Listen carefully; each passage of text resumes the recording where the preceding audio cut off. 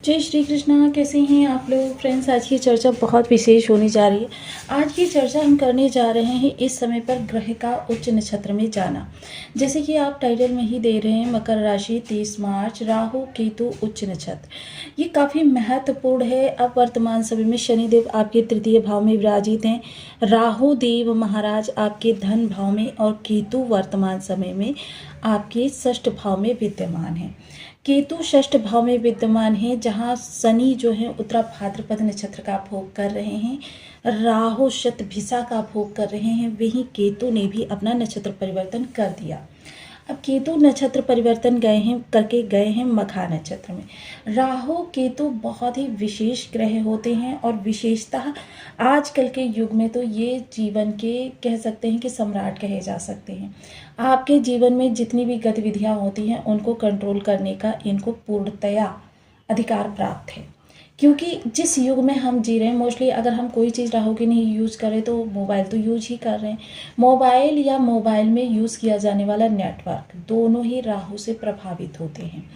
अब ऐसे में देखिए, हमारे जीवन को जब 24 घंटे या 24 घंटे में से कह सकते हैं सर्वाधिक समय हम मोबाइल पर ही कार्य करते हैं, तो ऐसे में हमारे जीवन पर सबसे ज़्यादा प्रभाव राहु का पड़ता है। लेकिन केतु जो इनका जस्ट सप्तमांश है, यानी इनसे ज़्यादा प्रभाव यदि देखा जाए तो केतु का होता है। केतु भी बहुत महत्वपूर्ण ग्रह होते हैं अचानक होने वाली घटनाओं के लिए, क्योंकि राहु को जहां हम समस्या मानते हैं वहीं केतु को समाधान माना जाता है। राहु को जहां हम जुनून मानते हैं वहीं केतु को विरक्ति मानते हैं।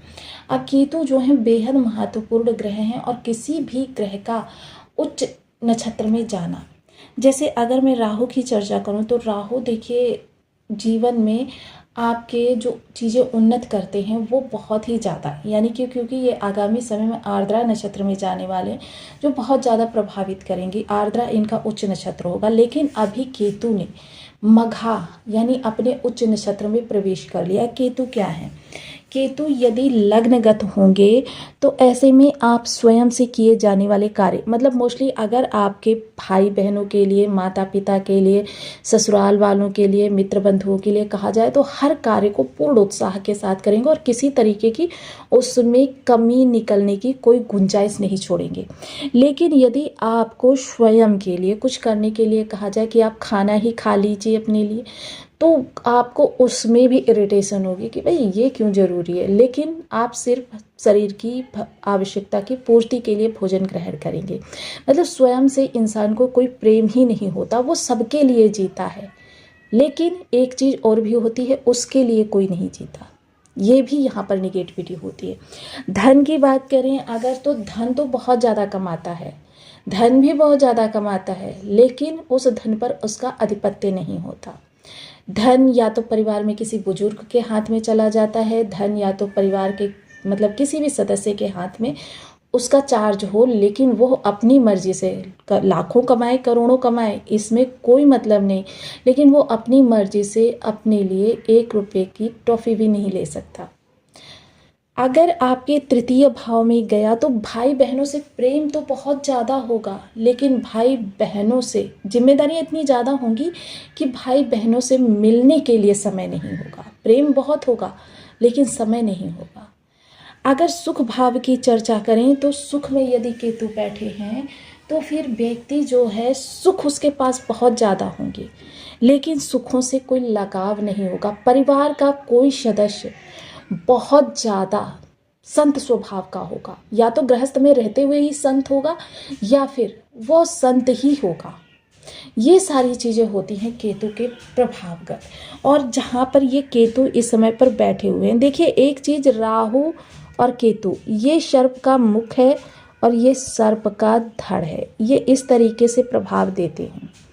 अब जब ये राहु और केतु का प्रभाव इस समय पर देखिए समस्त ग्रह इस दौरान आ जाएंगे, तब केतु का आपके लिए बहुत ज़्यादा वरदान स्वरूप सिद्ध होता हुआ ये प्रभाव दिखाई देगा। क्यों? क्योंकि अगर हमें शनि की अनुकंपा चाहिए तो सबसे पहले हमको क्या होता है, डिवोशनल होना होता है। शनि कहते हैं मैं तुझको सब कुछ दे दूंगा, बस तू एक बार झुकना सीख ले। और जो व्यक्ति डिवोशनल होता है, अष्टम भाव क्या होता है, आध्यात्म होता है आपका। अष्टम भाव आपकी वो चीज़ें होता है जिन चीज़ों को हम त्याग कहते हैं, धर्म होता है। देखिए धर्म का भाव तो आपका नवम है, लेकिन इस भाव से जुड़ाव कितना है ये भाव है आपका, मतलब आपके मन की, क्यों यही भाव डिसाइड करता है कि आप अंदर से कितना ईश्वर से जुड़े हुए हैं। और यह इस समय जब केतु यहाँ पर बैठे हुए हैं, इसका अर्थ ये है आपको पूरी तरीके से डिवोशनल कर देगा, पूरी तरीके से आपको परमात्मा से जोड़ देगा। जीवन के जो भी कार्य होंगे, क्योंकि केतु के मघा के नक्षत्र में आते ही केतु के प्रभाव जो हो जाएंगे बहुत बड़े हो जाएंगे। ऐसे में केतु का प्रभाव, क्योंकि केतु की 3 दृष्टियां भी हैं, और केतु की 3 दृष्टियां जो जीवन में बहुत बड़े लाभ को भी निकाल कर ला सकती हैं, वह किस तरीके से रहने वाली हैं। और शनि राहु केतु ये तीनों ही पाप ग्रह कहे जाते हैं। तीनों का स्वभाव लगभग एक जैसा ही होता है, क्योंकि दृष्टियां इनकी विच्छेदात्मक होती हैं। तीनों ही ग्रहों की दृष्टियां विच्छेदात्मक होती हैं। देखिए यदि आप कहेंगे तो मैं इनकी दृष्टियों के भी अलग अलग वीडियो बना दूंगी, लेकिन अभी हम सिर्फ केतु की चर्चा करेंगे। बने रहिए हमारे साथ इस वीडियो में एंड तक, आपको बहुत कुछ जानने के लिए मिलेगा। वीडियो बहुत ज्ञानवर्धक होने वाला है। यदि आपके लग्न में कुंडली के प्रथम भाव में 10 नंबर बना हुआ है तो ये राशिफल आपके लिए है। यदि कुंडली में कहीं भी चंद्रमा के साथ 10 नंबर बना हुआ है तो ये राशिफल आपके लिए। कुंडली ना होने की स्थिति में आप इसे नाम राशि से भी देख सकते हैं। यदि अभी तक आपने अपने इस चैनल को सब्सक्राइब नहीं किया है तो प्लीज़ सब्सक्राइब कर लीजिए, वीडियो को लाइक कर दीजिए, चैनल को शेयर कर दीजिए। इससे होगा क्या कि हमारे आने वाले हर वीडियो की नोटिफिकेशन मिल सकेगी आपको सबसे पहले। एक प्यारा सा कमेंट करना बिल्कुल ना भूलें। कमेंट से हमें बहुत मोटिवेशन मिलता है, हौसला मिलता है, और ये पता चलता है कि आप और क्या जानना चाहते हैं। केतु सबसे पहले आपको अध्यात्म से जोड़ देंगे। अध्यात्म देखिए वो आध्यात्म होगा जो देखिए दिखावे वाला नहीं, कर्म कांड वाला नहीं, बल्कि आप अंदर से पूर्णतः आध्यात्मिक हो जाएंगे। पूर्णतः आध्यात्मिक होने के साथ ही इस दौरान आपको एक चीज़ का विशेष ध्यान रखना है कि इस दौरान आपको भूल से भी झूठ का प्रयोग नहीं करना है। जब आप झूठ का प्रयोग करते हैं उसी समय पर आपके केतु आपके लिए निगेटिव हो जाते हैं, क्योंकि केतु बहुत ही कट्टर जिसे बोलते हैं ना, वो वाले ग्रह हैं। अब यहाँ पर आपके लिए अचानक धन लाभ के अवसर प्रदान करेंगे, क्योंकि केतु को आप कितना अच्छा रखते हैं ये आप पर भी डिपेंड करता है। यदि आप झूठ बोलते हैं, समय समय पर झूठ बोलते हैं, लेकिन देखिए झूठ का भी बोलने का कुछ तरीका होता है। ऐसे झूठ जो कह सकते हैं निर्दोष झूठ हो, निर्दोष झूठ यानी किसी की हानि ना हो, वह झूठ तो आपके लिए ज़्यादा दुष्प्रभावी नहीं होंगे। लेकिन यदि कोई बड़ा झूठ जिसके बोलने से किसी के जीवन पर इफ़ेक्ट पड़ सकता है, कैसा भी इफ़ेक्ट, वह झूठ थोड़ा सा यहाँ पर केतु को बहुत ज़्यादा खराब कर देता है। इस चीज़ का विशेष ध्यान रखिएगा। पंचम दृष्टि द्वादश भाव पर जाएगी, क्योंकि यहाँ के कारक होते हैं केतु महाराज। तो खर्चों को समझ लीजिए कितना ज़्यादा कंट्रोल करेंगे, यह डिपेंड आप पर ही करेगा कि आप कितना ज़्यादा सच या झूठ का प्रयोग करते हैं, कितना ज़्यादा धर्म का अनुसरण करते हैं, कितना ज़्यादा आप चीज़ों में, देखिए ये चीज़ और है कि चीज़ों से विरक्ति भी ज़रूरी है। विरक्ति जितनी ज़्यादा रखेंगे उतना ज़्यादा आपके लिए अच्छा होगा। मोस्टली केतु यहाँ पर बहुत अच्छे रिजल्ट देंगे, ऐसा नहीं है केतु यहाँ पर निगेटिव रिजल्ट देंगे।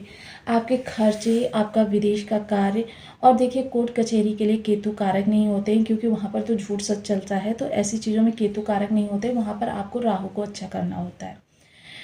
दूसरी चीज़ क्या होती है कि देखिए इस समय निवेश वगैरह, मोस्टली आप निवेश वगैरह यदि करें तो स्वयं के लिए ना करें, क्योंकि केतु स्वयं के लिए कुछ ना करना ही होता है, स्वयं के लिए नहीं। त्याग की प्रतिमूर्ति बनाते हैं व्यक्ति को, तो ऐसे में आप पत्नी या बच्चों के लिए निवेश वगैरह कर सकते हैं, क्योंकि जब व्यक्ति खुद के लिए संचयन करने लगता है तो समझ लीजिए केतु की निगेटिविटी वहाँ से प्रारंभ हो जाती है। तो ऐसे में हमको अपने परिवार के अन्य सदस्यों के लिए चीज़ें मुहैया कर देनी चाहिए। सप्तम दृष्टि, धन आगमन के सोर्स भी बनेंगे, धन संचयन भी होगा। वाणी का विशेष ध्यान रखें, खान पान पर संयम रखें, सात्विक संतुलित भोजन, साथ ही साथ वाणी मृदुभाषी, नम्र और सत्य बोलने वाली होनी चाहिए। देखिए जब सत्य बोलने वाली वाणी का प्रयोग करेंगे, इससे हमारे पाप ग्रह जितने भी हैं वो भी हमारे सही रहेंगे, और साथ ही साथ हमको जो गुरु हैं, क्योंकि ये भी न्यायकर्ता ग्रह हैं। बुध हैं, बुध भी झूठ बोलने से खराब होते हैं। तो मोस्टली वाणी, क्योंकि वाणी जो होती है बुध का ही स्थान होती है, और बुध जो होते हैं आपके धन के कारक ग्रह माने जाते हैं। आपके पास कितना धन रहेगा ये बुध से ही डिसाइड होता है। तो मोस्टली झूठ बोलना तो हमने देखा कि कई सारे ग्रहों को हमारे इफेक्ट दे देता है। वहीं यदि की नवम दृष्टि की चर्चा करें तो परिवार में आपके इस समय सात्विकता का माहौल रहेगा। लोग समर्पित रहेंगे एक दूसरे के प्रति, लेकिन इस दौरान फिर भी आपके लिए एक चीज़ रहेगी, दूरी बन सकती है परिवार से। देखिए, आंतरिक दूरी भी आपकी चलेगी, लेकिन थोड़ी सी शारीरिक दूरी भी बन सकती है। परिवार से संबंधित जो भी चीज़ें होंगी वो थोड़ा सा आपकी नज़रों से हटकर होंगी। कुछ रहस्य बने रहेंगे आपके, क्योंकि ये बहुत बड़ा रहस्य रखते हैं। वो रहस्य रखते हैं जो किसी के सामने उजागर ना हो जाए। तो इन चीज़ों का ध्यान रखें कि आपके जीवन में इस समय सत्य, धर्म, परायणता बहुत ही आवश्यक है। तो देखिए, केतु जो हैं उनको यदि हमको और ज़्यादा अच्छे प्रभाव प्राप्त करने हों या हमको बहुत ज़्यादा निगेटिव प्रभाव दे रहे हैं, तो इसके लिए आपको करना क्या है, ओम क्लीं केतवे नमः इस बीज मंत्र का 1 माला, 2 माला, 5 माला, 7 माला, 11 माला का जब नियमित अपनी सुविधानुसार करना प्रारंभ करें।